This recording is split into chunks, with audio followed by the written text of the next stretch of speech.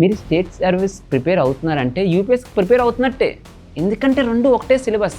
మీకు ఒక మంచి కాన్ఫిడెన్స్, నాకు ఒక జాబ్ వచ్చింది అన్న కాన్ఫిడెన్స్, లేకపోతే మైండ్లో ఎప్పుడు అరే ఎగ్జామ్ ఫెయిల్ అయిపోతే నా పరిస్థితి ఏంటి, నాకు జాబ్ రాకపోతే నా పరిస్థితి ఏంటి. రేపు మీరు ఇంటర్వ్యూకి వెళ్ళారు, మీ ప్రొఫైల్ అన్ఎంప్లాయిడ్, ఫస్ట్ క్వశ్చన్ ఒకటే వస్తుంది, ఇన్ని సంవత్సరాలు నువ్వు ఎందుకు అన్ఎంప్లాయ్గా ఉన్నావు. మనం డివియేట్ కాకుండా, మనము ఏదైతే జాబ్ వచ్చిందో ఆ జాబ్ యొక్క అరోగెన్స్ని మన మైండ్లోకి పోనీయకుండా ఉన్నంతకాలం మనకి ఏమీ కాదు. ఈ వీడియోలో మనము యూపీఎస్సీ సివిల్ సర్వీస్ ఆస్పిరెంట్స్ ఎవరైతే ఉన్నారో, అంటే ఐఏఎస్ అవ్వాలి, ఐపీఎస్ అవ్వాలి, ఒక మంచి నేషనల్ సర్వీస్ కొట్టాలి అని ఎవరైతే ఆస్పిరెంట్స్ ఉన్నారో వాళ్ళందరూ ఎందుకు గ్రూప్స్ రాయాలి, ఖచ్చితంగా గ్రూప్స్ ఎందుకు రాయాలి అనే దాని మీద మనం విశ్లేషిద్దాము. ఫస్ట్ ఏంటంటే యూపీఎస్సీ ప్రిపేర్ అయ్యే వాళ్ళందరికీ స్టేట్ సర్వీస్ అనేది ఒక మంచి బ్యాకప్ ప్లాన్, ఒక మంచి బ్యాకప్ ప్లాన్. స్టేట్ సర్వీసెస్ కూడా మంచి జాబ్సే. చాలామంది ప్రిపేర్ అయ్యే వాళ్ళకి చులకన బాగుంటుంది, స్టేట్ సర్వీస్ ఏముందిలే ఆ డిఎస్పీ అనుకుంటాం. కానీ ఒకటి మనం దృష్టిలో పెట్టుకోవాలి, ఇవన్నీ కూడా మంచి జాబ్స్, ప్లస్ మీ ఓన్ స్టేట్లో మీకు వర్క్ చేసే మంచి ఆపర్చునిటీ. సివిల్స్ వచ్చింది, ఐఏఎస్ వచ్చింది, వేరే స్టేట్లోనే ఎక్కడో ఉంటారు మీరు. సో ఎక్కడ ఉన్నా మన దేశానికి కృషి చేస్తున్నంత కాలం మంచిదే, నేను కాదని చెప్పను.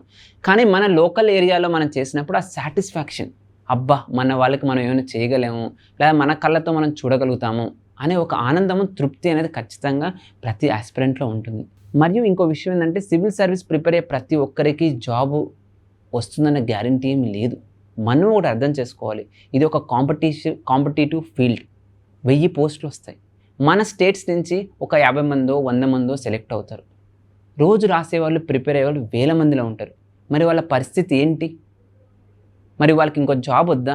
ఇంకో మంచి అవకాశం, అదే స్టేట్ సర్వీసెస్. మీరు స్టేట్ సర్వీసెస్లో డిప్యూటీ కలెక్టర్, ఆర్డీఓ అయ్యారనుకోండి, 8 to 10 yearsలో కన్ఫర్ట్ ఐఏఎస్ అవుతారు కదా.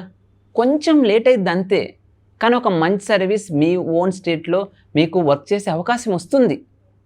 నేను ఎందుకు ఇది చెప్పదలుచుకున్నానంటే చాలామందిలో ఈ నెగ్లిజెన్స్ లేదా ఇగ్నోరెన్స్, నేను ఇంకా చెప్పాలంటే ఇగ్నోరెన్స్, అది తెలియదు వాళ్ళకి స్టేట్ సర్వీస్ ఒక గొప్పతనం. అది తెలియక వాళ్ళు ప్రిపేర్ అవ్వరు. చాలామంది, ఈవెన్ నేను కూడా నా ప్రిపరేషన్లో ఉన్నప్పుడు స్టేట్ సర్వీస్ చేయలేదు. ఎందుకంటే అదేదో చిన్న జాబ్ ఏమో అనుకుంటాం, కానీ తర్వాత నేను చాలా రిగ్రెట్ అయ్యాను. అవి కూడా అద్భుతమైన అవకాశాలు. ఆ అవకాశాన్ని మీరు ఎవరు మిస్ కాకూడదని ఈ వీడియో చేయడం జరుగుతుందన్నమాట. అది ఫస్ట్ పాయింట్. సెకండ్ పాయింట్, మీరు స్టేట్ సర్వీస్ ప్రిపేర్ అవుతున్నారంటే యూపీఎస్కి ప్రిపేర్ అవుతున్నట్టే. ఎందుకంటే రెండు ఒకటే సిలబస్. ఫర్ ఎగ్జాంపుల్ కొన్నిసార్లు యూపీఎస్సీ ప్రిలిమ్స్ అవ్వకపోవచ్చు, సహజం, అది అందరికీ అవ్వకపోవడం అనేది. అటువంటి టయాల్లో స్టేట్ సర్వీస్ అనేది మీకు అద్భుతమైన అవకాశం. మీరు ఇక్కడ ప్రిలిమ్స్ రాస్తే, మెయిన్స్ రాస్తే అది ఒక ఎక్స్పీరియన్స్. ఈ ఆన్సర్ రైటింగ్ యొక్క ఎక్స్పీరియన్స్ని మీరు వాడుకొని రేపు యూపీఎస్సీలో ఇంకా మంచి ఆన్సర్ రాయగలుగుతారు. ప్లస్ యూపీఎస్సీలో కూడా కొన్నిసార్లు చిన్న చిన్న డైనాసిటీస్ మీద, మైనర్ ఏరియాస్, ఫ్యాక్చువల్ మీద కూడా కొన్ని క్వశ్చన్స్ వస్తుంటాయి. ఫర్ ఎగ్జాంపుల్ మోతుపల్లి పోర్ట్ ఎక్కడ ఉంది, అది ఏ డైనాసిటీకి సంబంధించింది, మన కాకతీయస్తో విజయనగర సంబంధించిన క్వశ్చన్స్ కూడా వస్తున్నాయి. అష్టదిగ్గజాస్ గురించి రాయండి, ఇటువంటి క్వశ్చన్స్ వస్తాయి. అటువంటి క్వశ్చన్స్ మన స్టేట్ సర్వీసెస్లో చాలా డీటెయిల్గా చదువుతాం. ఇటువంటి మైనర్ ఏరియా స్పేస్డ్ క్వశ్చన్స్ కూడా మనం స్టేట్ సర్వీస్ తీసుకెళ్ళి యూపీఎస్సీలో రాయొచ్చు. ఇంకో విషయం ఏంటంటే చాలామంది స్టేట్ సర్వీసెస్ క్రాక్ చేసి యూపీఎస్సీలో అద్భుతమైన ర్యాంక్స్ తెచ్చుకున్నారు. For example 2016 group 1 Yashwant Reddy గారు, ఫస్ట్ అతనికి ఏపీఎస్సీ ఎగ్జామ్లో 3rd ర్యాంక్ వచ్చింది, సిటీఓ వచ్చింది. ఆ తర్వాత అతనికి డైరెక్ట్ యూపీఎస్సీలో IAS state cadre, Andhra Pradesh own state cadre IAS job వచ్చిందనమాట. సో అలా కూడా మనము వెళ్ళాలి అంటే స్టేట్ సర్వీస్ ఒక మంచి ప్లాట్ఫామ్, మంచి బ్యాకప్, మనం దాన్ని ఎప్పుడూ వాడుకోవాలి. సో మీకు ఇక్కడ ఒక మంచి ఆన్సర్ రైటింగ్ వస్తుంది, ఒక మంచి ఎక్స్పీరియన్స్ వస్తుంది. ఈ ఎక్స్పీరియన్స్తో అక్కడికి వెళ్ళి బాగా రాయగలుగుతారు. నెక్స్ట్ పాయింట్ ఏంటంటే మీకు ఒక మంచి కాన్ఫిడెన్స్, నాకు ఒక జాబ్ వచ్చింది అన్న కాన్ఫిడెన్స్, లేకపోతే మైండ్లో ఎప్పుడు అరే ఎగ్జామ్ ఫెయిల్ అయిపోతే నా పరిస్థితి ఏంటి, నాకు జాబ్ రాకపోతే నా పరిస్థితి ఏంటి, నాకు డబ్బులు ఎక్కడి నుంచి వస్తాయి. ఫైనాన్షియల్ సెక్యూరిటీ కూడా, మనం ఎంతకాలం ఇంటి దగ్గర నుంచి డబ్బులు అడుగుతాము, నానా 20,000 పంపించు, నానా 30,000 పంపించు. ఇక్కడేమో ఖర్చులు పెరిగిపోతూ ఉంటాయి మన అశోక్ నగర్లో కానీ ఢిల్లీలో కానీ. ఇంత ఖర్చులు భరించాలంటే ఎలా పాసిబుల్ అయింది? 25 వచ్చింది, 27 వచ్చింది, 28 వచ్చింది. ఎంతకాలం డిపెండ్ అవుతాం మన పేరెంట్స్ మీద? ఆ యాంగ్జైటీ, ఆ ఫైనాన్షియల్ డిపెండెన్సీ నుంచి బయటపడాలంటే స్టేట్ సర్వీస్ అవకాశం. స్టేట్ సర్వీస్ కొట్టండి, జాబ్ వస్తుంది, మీకు శాలరీ కూడా వస్తుంది అనమాట, మంచి శాలరీ. రేపు మీరు ఇంటర్వ్యూకి వెళ్ళారు, మీ ప్రొఫైల్ అన్ఎంప్లాయిడ్, ఫస్ట్ క్వశ్చన్ ఒకటే వస్తుంది, ఇన్ని సంవత్సరాలు నువ్వు ఎందుకు అన్ఎంప్లాయ్గా ఉన్నావు, నీకు 27 28 వచ్చింది, నీ కాళ్ళ మీద డిపెండ్ కాలేవా, 24 hours యూపీఎస్సీ ప్రిపేర్ అవుతూ ఉంటావా? ఇటువంటి క్వశ్చన్స్ అరేజ్ అవుతున్నాయి, అడుగుతున్నారు ఇంటర్వ్యూ బోర్డులో. మనం దానికి జస్టిఫై చేసుకోలేనప్పుడు తక్కువ మార్క్స్ వస్తున్నాయి.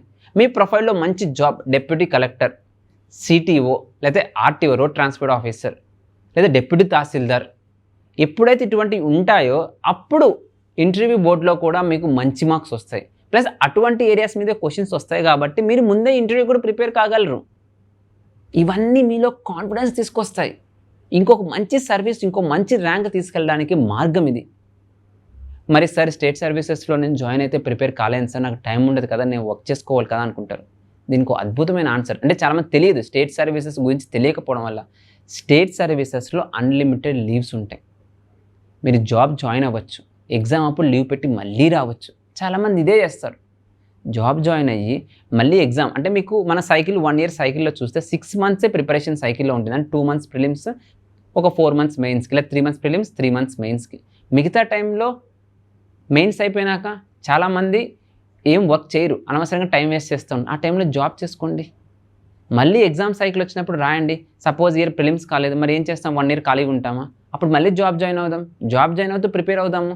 గవర్నమెంట్ జాబ్లో కూడా వర్క్ ప్రెషర్ తక్కువ ఉంటుంది. మీరు చేయాలనుకుంటే పని, లేకపోతే కొంచెం తక్కువే ఉంటుంది. ఆ టైంలో చదువుకోవచ్చు. ఆ టైంలో చదువుకొని మళ్ళీ బ్యాక్ వచ్చి ఎగ్జామ్ ఉన్నప్పుడు ఎగ్జామ్ రాయొచ్చు. చాలామంది అలా చేసి సర్వీసెస్ తెచ్చుకుంటున్నారు, జాబ్స్ వస్తున్నాయి వాళ్ళందరికీ. మనం డివియేట్ కాకుండా, మనము ఏదైతే జాబ్ వచ్చిందో ఆ జాబ్ యొక్క అరోగెన్స్ని మన మైండ్లోకి పోనీయకుండా ఉన్నంతకాలం మనకి ఏమీ కాదు. ఈ జాబ్ బ్యాకప్ మరియు లేకపోతే ఫైనాన్షియల్ సెక్యూరిటీ, కాన్ఫిడెన్స్, ఇవన్నీ చాలా ఇంపార్టెంట్. సో కాబట్టి నేను చెప్పేది ఏంటంటే ప్రతి ఆస్పిరెంట్స్కి యూపీఎస్సీ ప్రిపేర్ అయ్యే వాళ్ళు కూడా స్టేట్ సర్వీస్ ప్రిపేర్ అవ్వండి.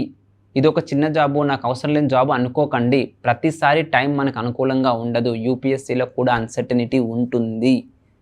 యూపీఎస్సీలో కూడా అన్సర్టనిటీ అనేది ఉంటుంది. అది అర్థం చేసుకోండి. ప్రిపేర్ అయిన వాడికి అందరికి వస్తుందని కాదు. ఇంకో విషయం ఏంటంటే యూపీఎస్సీలో ఫస్ట్ 3-4 పోస్ట్ బాగుంటాయి. అవి తర్వాత మిగతాయి అంత ఎక్కువ సర్వీస్ ఓరియంటెడ్ ఉండదు. దానికంటే నా పర్సనల్ ఒపీనియన్ స్టేట్ సర్వీసెస్లో అద్భుతమైన పోస్ట్ ఉన్నాయి. మీరు ఒక డిప్యూటీ కలెక్టర్, డిఎస్పీ అయ్యారంటే ఇంకా మంచి సర్వీస్ చేయొచ్చు వాటికంటే. అలా చూసుకున్నా కూడా గ్రూప్స్ అద్భుతమైన జాబ్సే. ఇవన్నీ ఎందుకు చెప్తున్నానంటే ఏదైనా గ్రూప్ 1 నోటిఫికేషన్, గ్రూప్ 2 నోటిఫికేషన్ వస్తే నెగ్లెక్ట్ చేయకండి. మీరు యూపీఎస్సీ ప్రిపరేషన్ ఉన్నప్పుడు చేసుకోండి. ఎప్పుడైతే టైం ఉంటుందో మిగతా టైంలో స్టేట్ సర్వీస్ కూడా ప్రిపేర్ అయ్యి స్టేట్ సర్వీసెస్ ఖచ్చితంగా రాయండి.